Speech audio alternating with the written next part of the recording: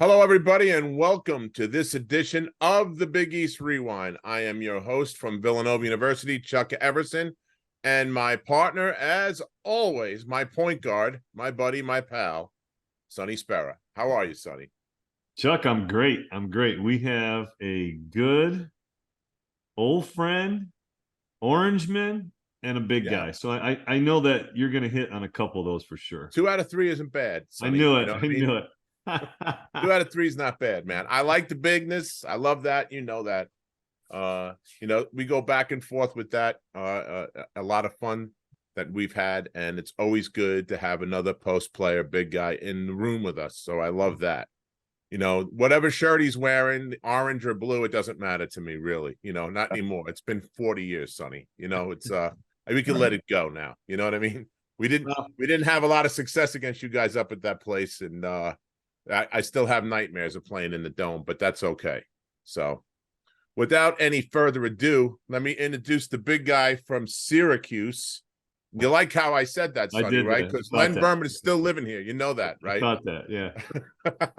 From Syracuse, by way of White Plains, New York, he scored 1,400 points for the Orangemen, and he was a member of the 1996 team that went to the championship game against Kentucky.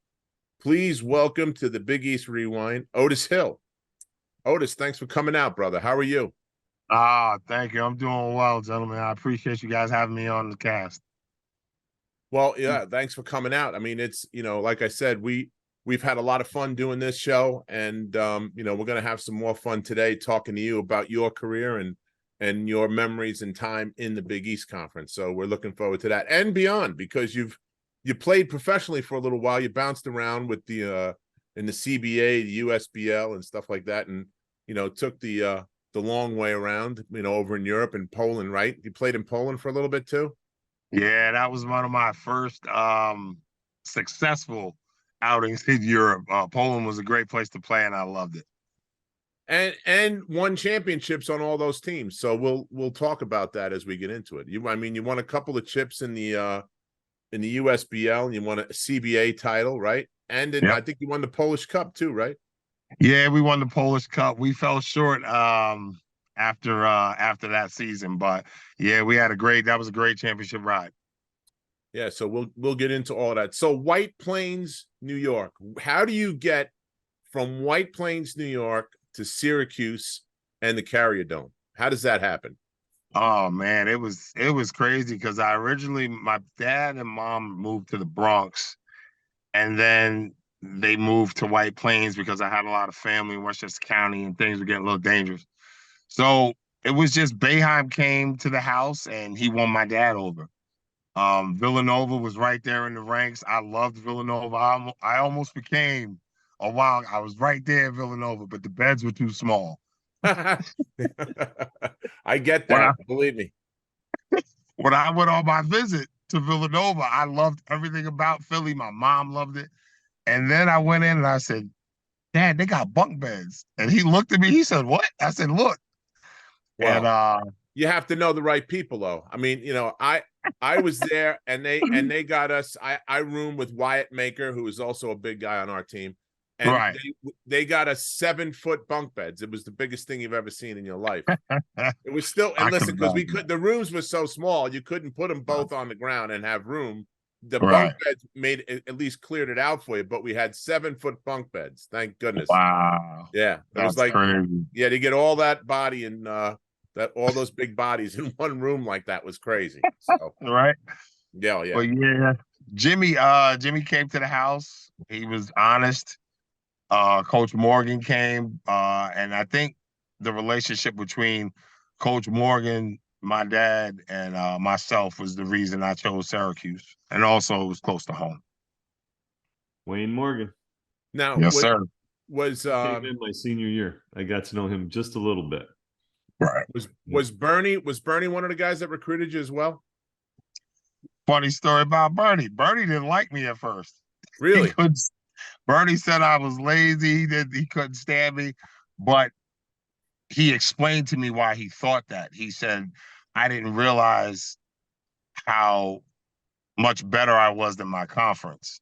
Because I was in a small conference. My dad didn't really care about competition. He just wanted me to get a good education and go to a good school. So I played in a smaller conference. And at first, Bernie and I bumped heads, but then he became like a father figure almost when my dad passed away. So Bernie Fine was an integral part of me staying in Syracuse. That's Bernie. That's exactly how he is. Yeah.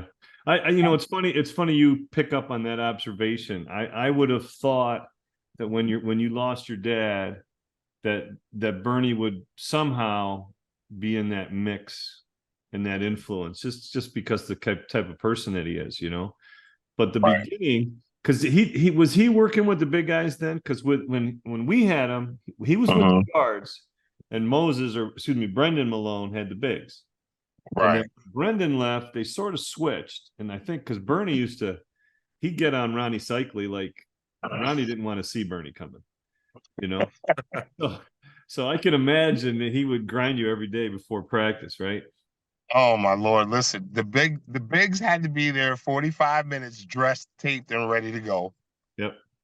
He used to make us do this thing with bricks, and we used to carry bricks in our hands and do slides and at first, I hate Sonny. You know, you've been there. I wanted to fight Bernie. Like, I didn't understand all this. I'm like, I played ball. And we don't do this. Yeah. But after I started to mature a little bit and understand what Bernie was putting us through, he made me as tough as I am today. I came in tough, or I thought I was, but Bernie really made me able to survive and bang down low in the post in the Big East. So Yeah, you're saying, just to in. clarify something, Sonny, I'm sorry to step on you. Go ahead. But my point guard friend here. So what you're saying is the guards had it much easier at Syracuse than the big guys did. Is that what you're saying? Absolutely. Oh, yeah. Stop. Sonny, you guys only ran from top of the key to top of the key. We had to go baseline to baseline, Sonny. Yes, just so you know. And that's a lot of bulky guys running from baseline to baseline. You know how far that is? That's 94 feet. I know how far it is. It's 94 feet. That's right. So I knew it. You know, and it's about time we had a guy on from Syracuse that was honest enough to say that the big guys had it tougher. Because I know Hawk had it tough. So did Ronnie. You know, DC, all of them. Pearl, yes, sir. You guys, took the day off when you went to practice. It seems to me. I don't know. Let's not get on Pearl. Pearl was not a practice. Well, listen, we all know Pearl. Not all right. Practice. Yeah, we all know Pearl. We all know that. Pearl. But you know, he had some things in practice that were not normal for like a regular guy. I mean, we went into those on his thing. So I'm sorry to digress, but I just had to bring that up, because him and I go back and forth with guards and bigs all the time. So I get it. Was there any Syracuse guys that were influential in you coming there? Like, John Wallace was a year ahead of you or two? John and I were the same year. I tore my hamstring my freshman year, so I had the redshirt. Okay. A lot of people didn't know when we were getting ready and we started those spring practices, I had popped my hamstring. So Bay was like, look, you already got 2 senior centers in front of you. You might as well redshirt. And it ended up being a good thing. But the 2 things that got me was the Big East championship with Billy Owens, Derek, Sherm, Stevie, and that group when I watched them. And John Wallace and I were roommates in ABCD Nike camp. And John told me, he said, big fella, listen, we really don't have nobody coming in. He's like, you should come with me. And we talked and we talked. We kept in touch. And I took my visit. And my dad looked at me. He said, I think you're going to be an Orangeman. And anybody who knows my dad, I pretty much was like, yes, sir. So everything just fell into place for me going to Syracuse. Talk about your dad a little bit, because I saw a couple high school articles and they Big Otis, right? They referred to him as Big Otis, and it sounded like, just like you just described it, you two had a really special bond. What was it like getting into the game and then playing with your dad right there, high school and all those times? My dad was probably, if I really think about it, he was my hero. And towards before he passed away, he was my best friend. Um, you know, we fought for years when I was growing up. Like we just didn't get along. And I never understood why he was so hard on me. And my dad disciplined me like other kids were going out, and I had to come home by 11. And one day he just sat down and cried in front of me. And I didn't know what to do with that because I had never seen my father cry. And he just explained to me, like, this is what life is. If I don't do these things, you could end up in jail or dead. And it finally stuck when I was about 16. And then it was just from there on, I kind of just followed whatever he wanted me to do and just, just I wanted to be great for him, so he could be proud. Yeah. Yeah, I mean, I like I said, I saw that and it sounded like a very strong, like not even an influence that you'd call him your hero, your best friend. And so but he let you make the decision, the schools, and he just got a sense at Syracuse, or did he have input on it? He had a lot of input. My biggest thing is a lot of people don't realize I was a All-American football player at one point, and I chose football. I was signing with the University of Miami. I didn't care. My dad he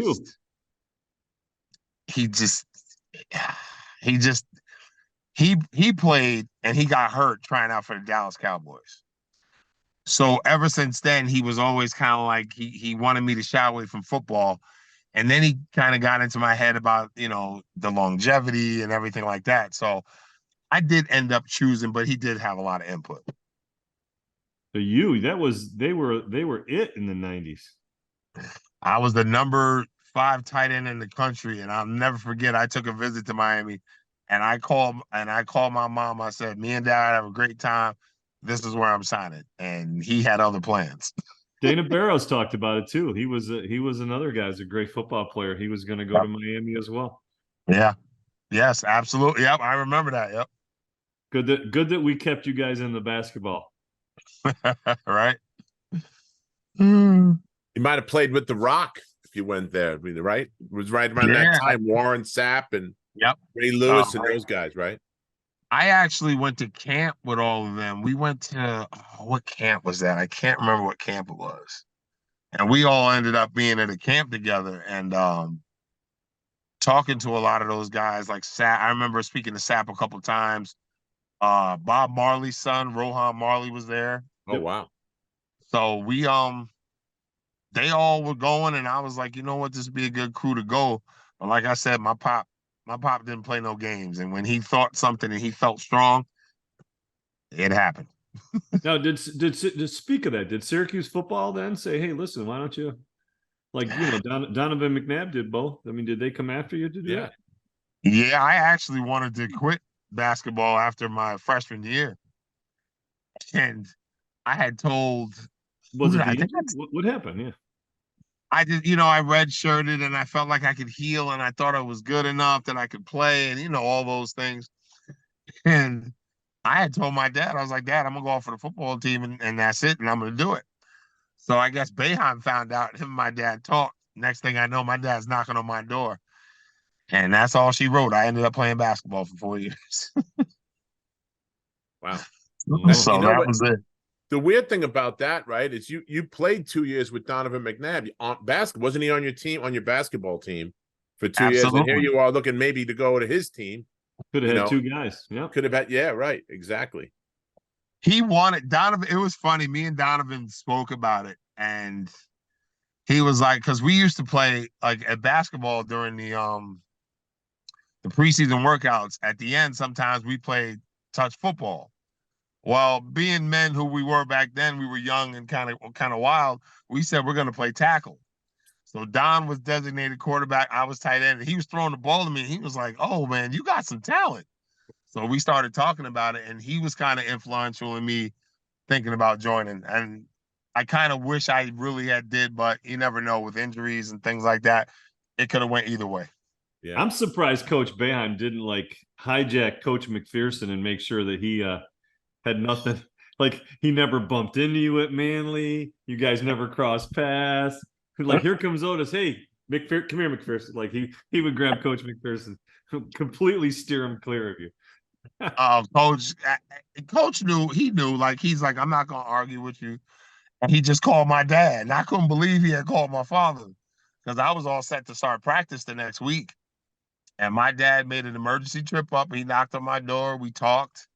And yeah, Bay just looked at me and said, "No more of this football shit, huh?" I said, "Nope." And that was it. Wow. And we were done with it. Just like that, you know. Yeah, absolutely. Well, listen, Career change. Boom. You played for a national championship in basketball in college.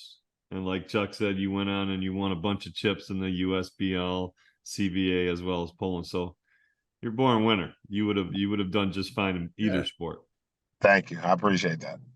You know, you get to a championship game, whether you win or lose at that point, you know, I mean, listen, it's always great to win versus lose. I get it. Oh, you know, and I'm not rubbing salt in anything, but to get there is an unbelievable achievement for somebody's career just to get to that game. You know what I mean? And you did it on different levels. So what's it take for a guy, for a big guy, or for a team? What kind of characteristics do you have to get to a championship like that as a team? Man, as a big guy, especially back then, being a big guy, you just had to be tough and you had to be persistent. You know, I had John Wallace, Lawrence Moulton, Adrian Autry, Luke Jackson. I had scores around me. So any points that I had, they were either put back dunks or layups or just trying to get the ball off the rebound. So I think being a big man with those championship teams, you got to get in where you fit in. You can't complain. You just got to bust your butt and things will eventually fall in your way, but you just can't ever get up and you got to have that toughness about you. Yeah, no doubt. You split time that year in a championship. It was you and JB, right? JB Reesnyder? Yep. And you two different players, right? You're two different styles. JB was a little more of a traditional like low post where you had that ability and that athleticism that you could stretch a little bit more. What a squad though, because we had Zion, we had John Wallace on. They were just great guys too. You know, like talk about the chemistry of that squad because you had Jason Sapola, right? There was Marius Janulis. Was he part of that crew or no? Yep. Marius Janulis, Jay Sapola, Lazar Sims, myself, Todd Bergen. Todd, yep. And Todd was that utility guy. Yeah, Todd was tough. A lot of people don't understand. He really was a utility guy. He could do it all. Yep. Yeah. Now, when they put you, what did they ask of you? They asked you did they ask you to stretch it a little bit, or you just had that athletic skills? What was it? Well, when like a lot of people don't realize when I was in high school, I was 225. I played every position because, like I said, I went to a small school. So when I came in and was playing against the Big East, my first practice was awful. Conrad McCray is jumping all over the place. Dave Syotte knocked me out of bounds. So I think what happened was I had to put on weight and I had to learn to carry the weight. It was tough because I wasn't used to having that much weight on me. But it ended up being so beneficial in the Big East because some of the centers that I went up against, if I didn't have that weight, it would have been destruction. Like Eric Mobley, Luther Wright, just, guys just that were 7 foot tall and dunked the ball every time they got it. So the funny thing about that team, we were close. Like we were very close. Like we would hang out from time to time at each other's houses. We hung at students. Our chemistry was so good because I think we had several leaders. We had John, who was lead by example. Then we had Lazar Sims, who was the vocal floor general. And then you had me. I was kind of the bouncer. I was kind of the muscle.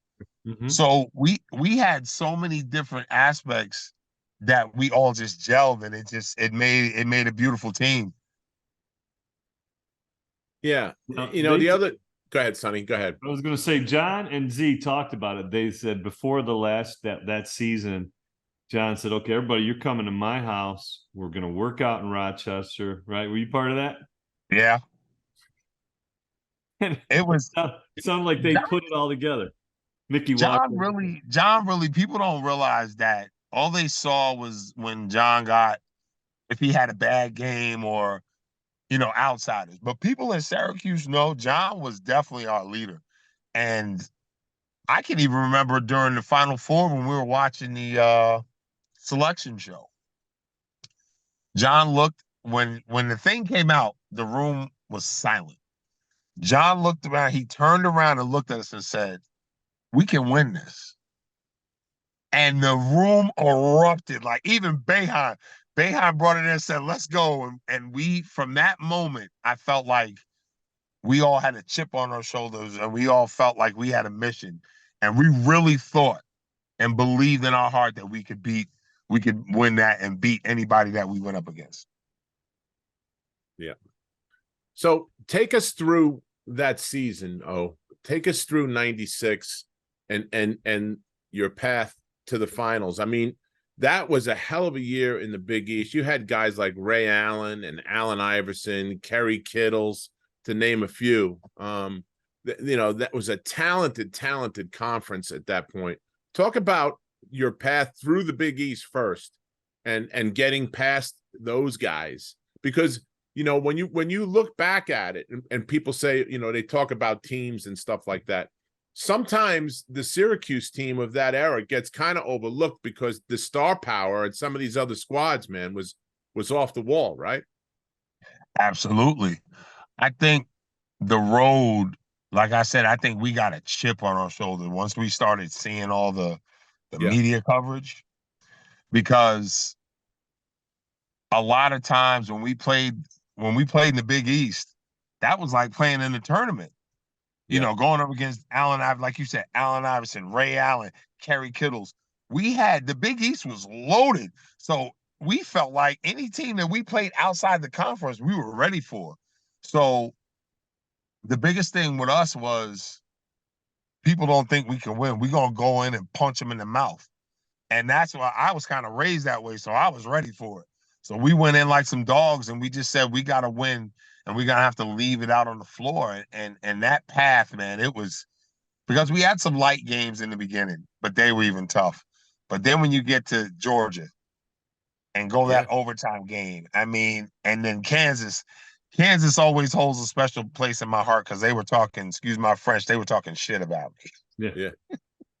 So Wayne Morgan, being the motivational genius that he was, he cut out a clipping in a Kansas newspaper. I'll never forget it.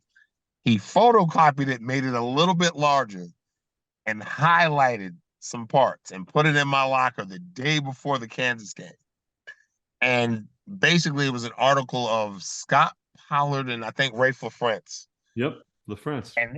And these SOBs said, "We don't know who the other guy is. We don't care. All we have to do is stop John Wallace, and everything else will everything else will go to side."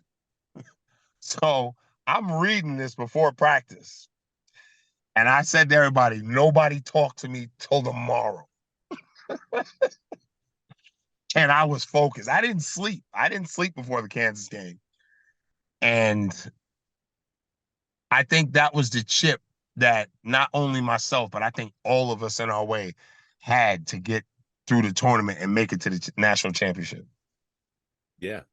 Well, listen, what's interesting to hear you talk is no matter if you played in the 80s when Sonny and I played or the 90s when you played, everybody says the same thing. The Big East Conference games so prepared you for anything you were going to see outside of the conference, And Right. and by the way, if you didn't play against a Big East team during the season, you were not ready for the physicality, for the pressure, for the toughness of the Big East Conference. Talk about that for a second, because that to me, we played in the mid 80s. I played the same time as Sonny. So I thought you said we played in the Middle Ages. I was like, come on. Middle 80s. That's my Long Island accent, I'm Sonny. like, you're killing me, man. No. I'd be killing myself then, Sonny. We played the same time. So, but that period of time, I remember distinctly, we talked with the Georgetown guys, Right. and they ran that full court press in your face from one end to the other. You had Jeannie Smith on the top. You had Patrick in the back. That was no nonsense. But when somebody saw that wasn't in our conference, they didn't know they didn't know how to handle that, Right. And I think the neatest thing, the coolest thing about playing in the Big East at that time, and even through your years and into the 2000s, is the Big East guys, as much as they went after each other, and it was a battle, you want to call it a war, whatever, it was difficult times, when you get on a court, it was on for real, you better be ready to play or go home, Right.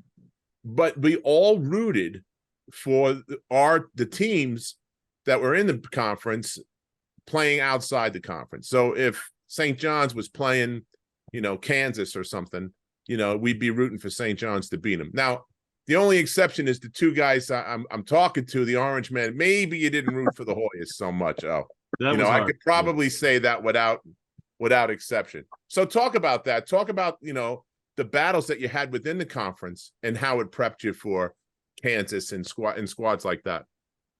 Well, my real first introduction to Big East play was Providence. And I was highly recruited by Providence. They loved me. They wanted me to come in, but I ended up going to Syracuse. And I believe the two guys, and they beat me up, was Mike Smith and Dickie Simpkins. Yeah. They showed me what the Big East was all. I mean, I got elbowed in the back of the head. I got thrown out of bounds. I think I broke my pinky on a chair from getting knocked out of bounds. But the Big East was so physical that when we played other teams, you could really see the difference. Like we played, I'm trying to think if we played outside the conference. And they were like, yo, you guys are playing football out here. We was like, that's how Big East is played, baby. We play tough inside. And I can imagine how teams used to look at us and be like, yo, they're a bunch of brawlers. But you know as well as I do, that's how the Big East was played. If you couldn't play tough, you had to get out. So playing against non-conference teams, they used to get overwhelmed with the physicality. Even our guards are physical. Jason Pola may have looked like a pretty boy on the lens, but he was throwing elbows too. So I loved how the Big East really prepared us for the tournament because physicality was never the problem. We always were used to it. Did you have a guy that you circled that you're going up against this week, or somebody in the conference? Was there somebody that you remember that that, man, we were at war, him and I, and in those games you had it circled, or somebody that you just remember battles with? Othello Harrington from Georgetown. That took about a second. You hear that, Chuck? Just like didn't that. even think about it. He was like, go ahead, finish your question. I got the answer. Like I said, all of us had that game. So all of us had the Georgetown game circled on the calendar, Sonny. You know that. Come on. Right. Exactly. He was tough because he was left-handed. Yes. And when I got into my head sometimes as a younger player, all the scouting report would go out the window and I would just rely on my athleticism. And a lot of times it wasn't the right move because when he would go left, I'm thinking he's going right. So he and I didn't like each other since high school. So it was perfect fitting that he went to Georgetown. But we've seen each other since then and we've laughed and we talked about it. But yeah, that game, every time Georgetown, whether it was the rivalry or playing against him, that game was always circled on the calendar. Talk about the rivalry from your perspective, though. I mean, Sonny and I have talked about it, and Sonny has shared his thoughts on it with the Georgetown guys. We've had quite a few of the Georgetown guys on the show. And, so talk about it from your perspective. What was that like for you?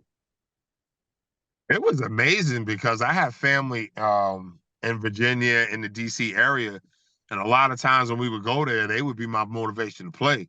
So the tradition of the Georgetown Syracuse, going way back, it was just, you could feel the energy whenever that game was coming. I don't care how many days, like a week before, you could start to feel the energy. And I think it was great for college basketball because you had these two amazing coaches who literally had respect for each other, But at times you used to wonder, do they really like each other? Do they really care for each other? And I just am grateful that I was a part of that, because those games were legendary, and Yeah. it was really amazing to be a part of it. You get amped up. You're playing a place like the Carrier Dome with 35,000 screaming maniacs in there, right? I mean, what's more fun than playing in front of a crowd like that, right? Against a team like that, Right. That dome was something amazing, because we would go to other places and I'd be like, well, this is all they got. Like we got all these people back here. I'm not worried about the crowd. So playing in the dome was a privilege too, and it was amazing because those fans sometimes they willed us to win some games. They really did. Now, the whole campus, like you talked about, the game's coming up. You got Georgetown coming to town. Everybody on campus was amped up. It was insanity. Yep. When you were there, the benches were on the other side of the court, right? Where they are now? Yeah. Okay. And was the student section still right behind the basket, or did they move them? It was right behind the basket. That was the great. Now they've moved them now, but that was so good. Oh, that's so they can't throw oranges on the court, Sonny. Is that why they moved them? I don't remember anything about oranges, Chuck. Me neither. Nothing at all. That's right. So, guys, you were saying, but the dome and just that mystique, like having the fans behind. Like I can remember, I had that year that we started my junior year. I was still healing from losing my pop, and there was a lady, I can't remember her name, and it really bothers me. I can't remember, but she had cancer, and she was one of the biggest Orangeman fans. And the Georgetown game was coming up, and she couldn't make the game. So her family had called me and asked me. They said, "Listen, can you come to the house to see her?" And they were like, "Please." And I was like, "You don't have to ask twice. I'll be there." So I went to the house to surprise her and told her, I said, "I don't care what has to happen. We're going to win this game." And we won the game, and she called me, and things like that to me is what was really made my time in Syracuse special, and playing in the dome. The dome introduced me to a lot of amazing people. That was really the culmination of the people that were there. I mean, it's not a glamorous, high time, like it's not like the Hamptons or LA. Right. People, working hard, working class people, they're spending their last dollars buying them, drinking them dome foams, having those dome dogs. I mean, there was nothing like it. It really was very organic in nature and so genuine that you experience it, because in all essence it was removed from the court. It really wasn't right on top of the court like in many other places we play. Yeah. So you had mentioned Luther Wright. You remember playing against him? Yes, sir. I remember how one time me and Luke had played. I knew Luther since high school. Right. And I played for Riverside Church. And he played for the Jersey Roadrunners. Oh, okay. All right. And he wasn't as big as he was when he got to college. So I just took him outside, hit a couple of jumpers, and the game was over. When we met again in college, I said, "Luke, what in the hell happened?" And he looked at me, he said, "I don't know, big fella. I just got big. I just got big." And he carried me one time to the basket. I'll never forget it. And I'm not a little person. And that big SOB, he carried me to the basket. And thank God he missed the dunk. But I looked at Luther, I said, "You ever do that again, I'm gonna punch you in the throat." And he's like, oh, you so funny. And patted me on my head. I wanted to fight. I wanted to punch Luther right in his mouth. Well, I don't know if people know, like you were an undersized big back then. You were 6'8" or 6'9"? 6'9"? Sonny, fellas, between y'all, we ain't gonna tell nobody this. I think I'm like 6'7". Right. You're Andre Hawkins size. Right. Yes, sir. Yeah. JB was bigger. JB was 7, right? JB was about 6'11", 7 feet, had a smooth jumper, had one of the smoothest jumpers I've ever seen. Just didn't like But to shoot though. yeah, I know. I used to tell him, man, if you don't get in there and shoot, I'm glad to play the minutes. But that two-headed tandem was I hated it. I really did. At first, I couldn't stand it. I looked at Boeheim, I'm transferring, I'm getting out of here. But was it Adrian Autry came up to me, or Z? It was one of I can't remember who came up to me, but they said, "Oh, look at it. If we put you two together, you'd be a first-round draft pick." And I kind of looked, and then I thought about it. For different situations, calls different players. And JB would come in when they were packing it in, and when they were weak inside, Boeheim would go to me. So it ended up being a great thing, even though we both didn't like it at first, but it worked really well. Mm-hmm. Yeah, to be able to see that, first of all, from your perspective, I mean, that I can understand why you wouldn't like that at all, but Right. then once and listen, it's a maturity level too, right? I mean, you finally found that maturity and said, hey, look, this is what's best for the squad. If we want to advance, the late stages of the tournament or whatever, this is what we need to do. So, and you're also dealing with the loss of your father, right? Yeah. So, it's not people who've never recovered or had to deal with that don't know what Right. it takes on a young adolescent testosterone filled dude, right? Who's Right. like, it's harmful when you're not doing what you think you should be doing. And it also, did it take its toll on your grades? Because that's hard. Oh yeah. I wasn't even going to class at one point. I had the key factor to me returning to school was an assistant coach who we had named Tim O'Toole. Tim, yeah. Tim is probably one of the unsung heroes of my life. Um, I had decided I was going to quit. I was going to work a 9 to 5. I was going to be with my mom and take care of her and just Right. do whatever I could do. And he sat me down one day and he talked to me. Like he didn't talk at me. He didn't try to give me what he would do. He just sat down and talked to me. And basically at the end of that conversation was, if I leave college, it'll be a detriment to me and my family and my father. So after I had a little bit of down spiral, I think I got back to myself when we played Arkansas. I wasn't starting. Boeheim took me out of starting five, and then we played Arkansas in the tournament, and I played decent against Corliss Williamson. And I think after that talk with Tim, it started to get my mind back to where I needed to be to help the team and to be a good college athlete. wow. People don't know that stuff. People don't know. You see those guys on the bench and they don't know who's this guy, who's that guy, and they all have pivotal roles. Yeah.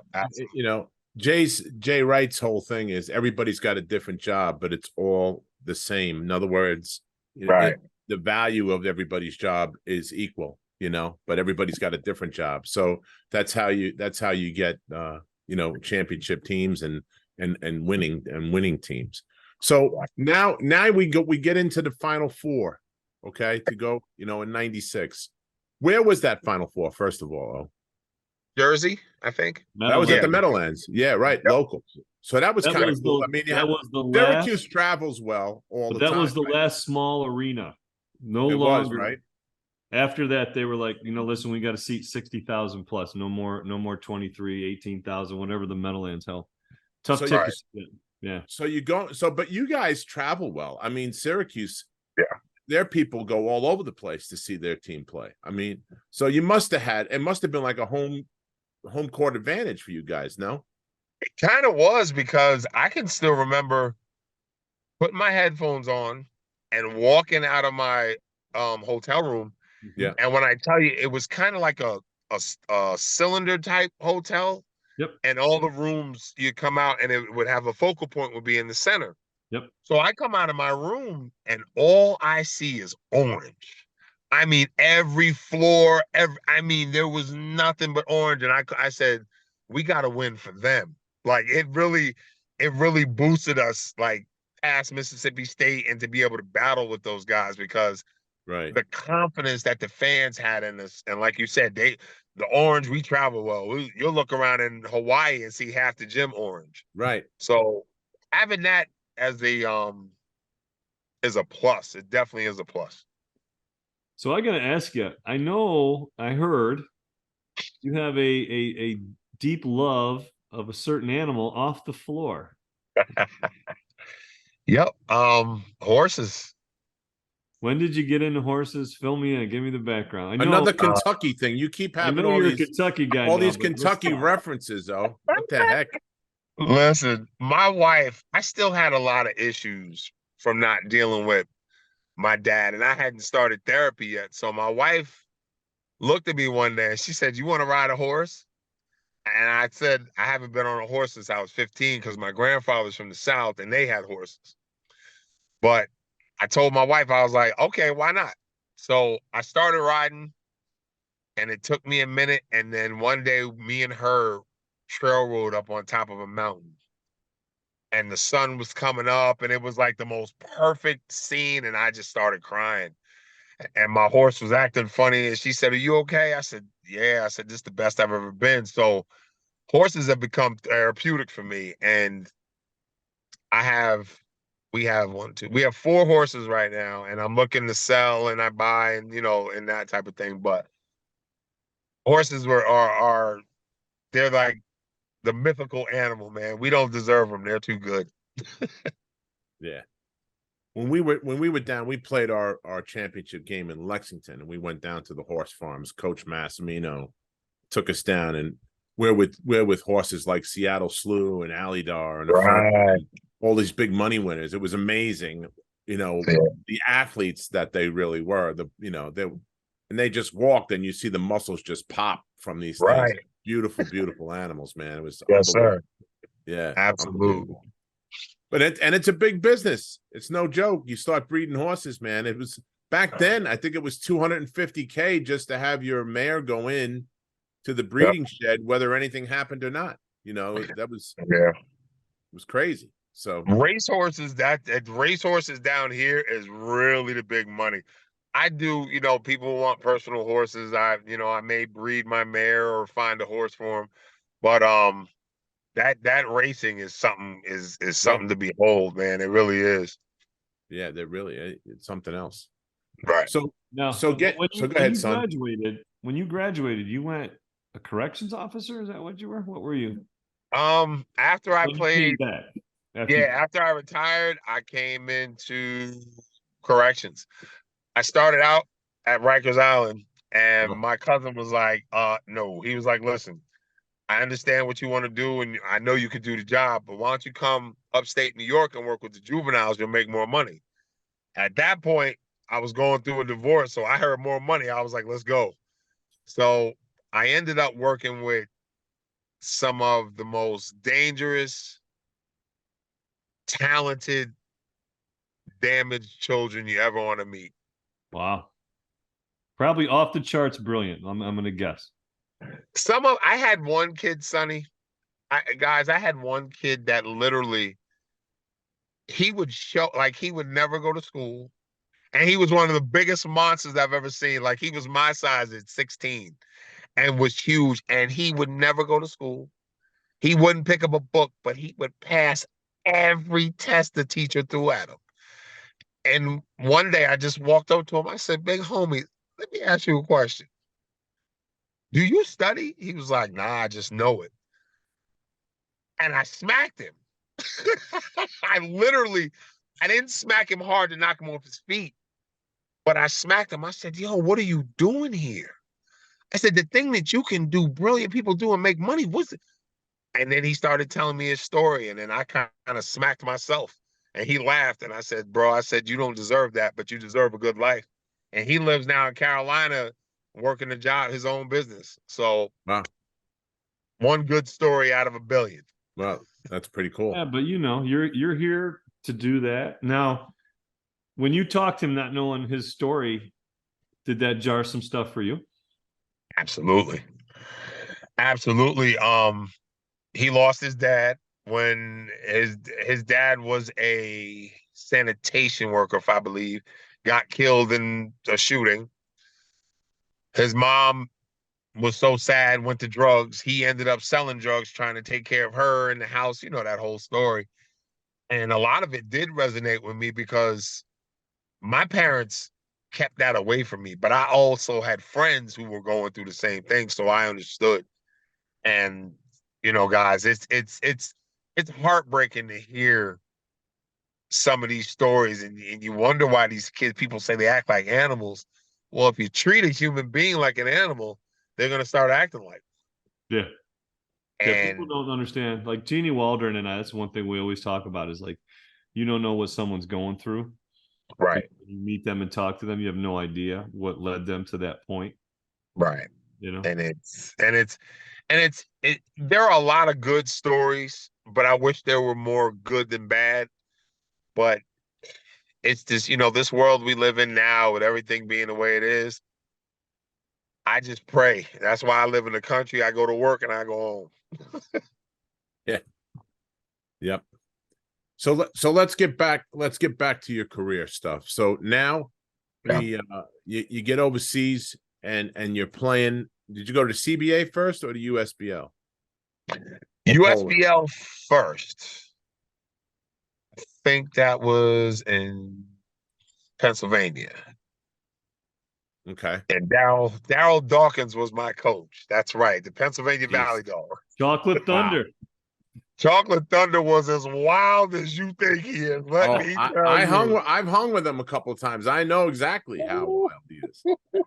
We did an event for a group called Rising Stars out here on Long Island, and okay. And D was talking, so they had me pick him up and take him in and stuff, and I bring him back to the Marriott, the Uniondale Marriott right by the Nassau Coliseum, and they had a place called Champions. It was a sports bar in there. Yeah. So he goes, "Hey, big guy, you want to go? Let's have a drink." So I walk in to have a drink with him, and we took over the entire bar. You see 2 7-footers come into the place, and everybody went wild. We didn't pay for a drink the whole time we were there, and had 20 people around us. He was holding court with everybody. What a great guy he was, man. Yes, he was. That was Doc. Doc, he was so funny because he watched me play. And the first game, he made them give me the ball like 6 times in a row. I was his only big man. So I kind of looked at Doc and I was like, is this how it's going to be every game? I'm with it. And he said, he made this prediction, and it's kind of funny you asked me about that. Doc said to me, in 10 or 15 years, the true big man will be gone. Yeah. I'll never forget it. And then today I watched the game and I'm like, damn, he was right. Yeah. He really was. Like, he really knew the progression of the game and he saw it. Yeah. Who were some of the guys you played with in the CBA and the USBL that we would know? Darren Hancock from Kansas. Darnell Scott from St. John's. Yep. Adrian Griffin from Seton Hall. Mm-hmm. Damian Owens, who played at West Virginia. Let's see. There was a couple other guys I played with. A couple guys from Drexel. Geez, I'm trying to think. I'm getting old. This memory's getting bad. I really can't, but those are the guys that really stand out. But yeah, CBA was probably my favorite. It really was. We had a bunch of guys who were striving for the same thing, and in the CBA, it was more about feeding your family than a championship, and we all understood that. And it just really was a great time with them. And I was young with a bunch of guys, and we were a little wild, but it was really a good time playing in the CBA.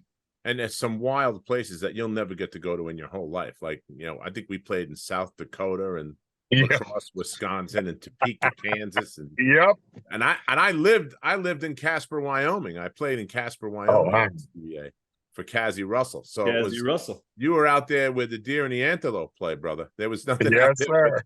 Tumbleweed and cowboys for real out there, They tell you stories about when the coyotes come down. My God. Yeah, the antelope would come off the mountain and they'd feed on our front lawn and then jump the fence and be back up on top of the mountain. We'd have no lawn. It was unbelievable.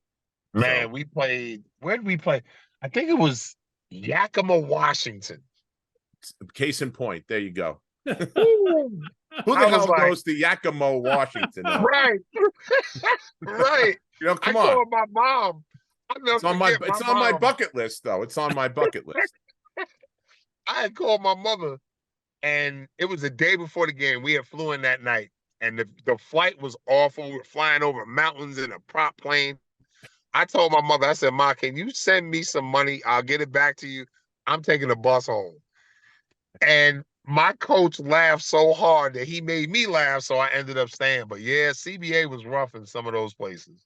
Yeah, I mean, we're playing in the Black Hills of South Dakota. Next thing Right. you know, I'm standing in front of Mount Rushmore. Like, what the heck the hell am I? It was and it was like Right. bing, bing, bing. Every night was a different crazy spot, man. You know, Absolutely. but very talented people. I mean, got to play against some really, really good folks and had really good players on our team. And, Right. ran into the likes of Michael Graham again, after playing against him at Georgetown. Right. So I actually roomed with Mike for a little bit in the USBL, which was something else. I can imagine. You haven't experienced life until you got to live with that guy for a few weeks, and he's Right? a great guy. He's not, we had a lot of fun, I mean that in the best of ways, Absolutely. Tell everybody what you're doing now, and then we'll get this wrapped up because we're running up against it a little bit. Okay. Right now I am a security account manager for 3 hospitals. I work in London, Kentucky, Berea, Kentucky, and Mount Sterling, Kentucky, and I'm just a security director. I have about 100 people underneath me, and we just try to keep the hospital safe. And I'm sure they listen when you speak, big fella, right? I'm sure. Hey, Yeah, I just the want- size helps. The size helps. You got to know when to use it, though, right, Right. You can't use it all the time. Right, because people would be terrified, all the time. Right. It's not good. It's Listen, not Absolutely. before we hit record, folks, I already got on his case about how can he go to Kentucky after the '96 championship game, and he said he took a long time to come to grips with it. So we're gonna let that slide. Yep. Well, hey, listen, you got the last word. Going down there to Kentucky after what happened in '96. So I hope you're getting every ounce of everything you can get out of Kentucky at this point, in your life. Absolutely. The people down here are friendly, and then when they find out like who I am and that I played against Kentucky, I got best friends now that are about 90 years old or who work in a grocery store. You look familiar. Oh, yep, that's me. And I've gone to bars with a couple of people. I've actually had dinner with some families. It's really a lot of love for basketball in this place, and that kind of made it a little bit easier. But I hope they lose every game. That's Coach it. Cal, that's all right. We'll make I would sure expect Coach nothing Cal's else, gonna though. Hey, listen, isn't it amazing, though, where this little orange ball that we all played with, how far it's taken us in our lives and all the good things you've gotten from a game that kids play. And now, here you are traveling around to famous places like Yakima, Yakima, Washington. Did you ever in your life think you would go there? So Never. So with that, thanks so much for joining us tonight. We appreciate you, and congratulations on all your successes on and off the court. And once again, thanks for sharing some time with Sonny and I today on the Big East Rewind. Appreciate that, man. Hey, anytime you guys call, I'll be ready to come. Especially, no offense, Chuck, but Sonny was the lineage, so I had to do it. I had no I know. choice. Listen, we know. run strong. Listen, we got Jalen Brunson and guys like that to come on from our crews too. Believe me, we had there's a lot of Villanova guys. There's a lot of Villanova flavor and Syracuse Right. flavor to the show. As Tell it should. Jalen I used to room with his father, and he's way better than his father.